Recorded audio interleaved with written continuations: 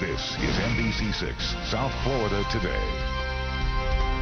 We all know today that the American auto industry is in a shambles. General Motors and Chrysler teetering near bankruptcy, and had it not been for a temporary government bailout, GM might well be gone already.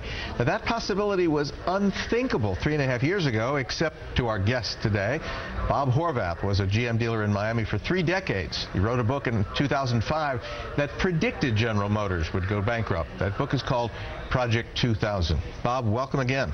Thank you, Mr. Mayor. I got to tell you, after your last appearance in 2005, there were some people in this newsroom and elsewhere who heard your prediction that General Motors would go bankrupt and thought that it was a little nutty.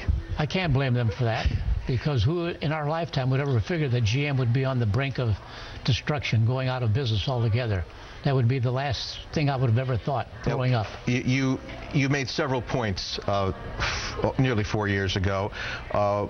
You pointed to bad management for the last 20 years, and you pointed to a bad product, a product that was not right for our times. Do you believe those were the 2 things that have brought GM to its knees? Well, that and the fact that they have too many dealers right at the present time.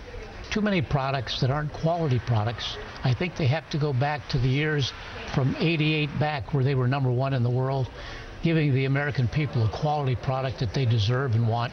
And the secret to success is simple. Give the people what they want. #2, keep them happy. And GM is not doing that right today. One of the measures of whether a product, the quality of a product, is recalls. You just pointed out to me that General Motors had, what, over 900,000? 944,000 cars recalled, including Cadillac, with a bad windshield wiper system. And that's totally unacceptable. It's just something that's unacceptable to dealers. If you were a dealer, what do you do in a case like that? You just have to go with the product, you know. And it's getting back to the point where they have to come back to give the people what they want and make sure that the product is super, just like Oldsmobile had.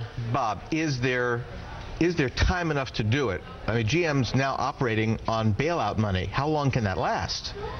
I don't think they have too much of a possibility to do it. Their attitude has to be shifted completely. You have to go back to a winning attitude. You can't accept being #2 or #3 in global power. And right now, Japan is #1 global power for the last 3 years. A lot of people want the president of GM, Rick Wagoner, and his cohorts out if there's to be any more bailout money. A lot of people are saying if GM is to survive, it can't survive with current management. Do you believe that's true? I believe that's true if they keep the same attitude, and I predicted that 3 years ago. Unless they have a complete change in attitude, which they didn't.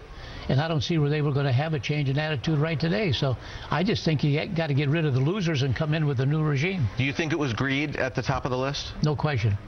No question about it. Absolutely no question about it. What product does GM need now to make it back, and is there enough time? They have to bring back Oldsmobile, whether you believe it or not. Oldsmobile can show them how you get to be #1. It's not easy to get to be #1. Oldsmobile Cutlass was the #1 selling car from 1970 to '89. Now, getting to be #1 is a lot of hard work, but the secret, keeping at that level, staying there at #1, and no one from GM has been able to do that so far. Do you think America needs General Motors to stay in business? Yes, they definitely do. They definitely do.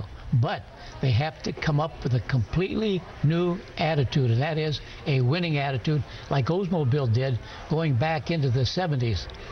Their main goal was to be #1, and then secondly, they wanted to remain there, and they did that. They were very successful. Now we know what you think they need.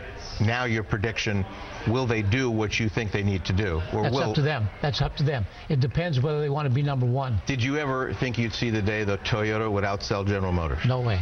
Impossibility. They tried for 15, 20 years. They couldn't make a dent. They did everything possible, and they just couldn't make a dent. All right, I got a prediction from you 3.5 years ago. I want a prediction. Will General Motors survive? Yes, they will.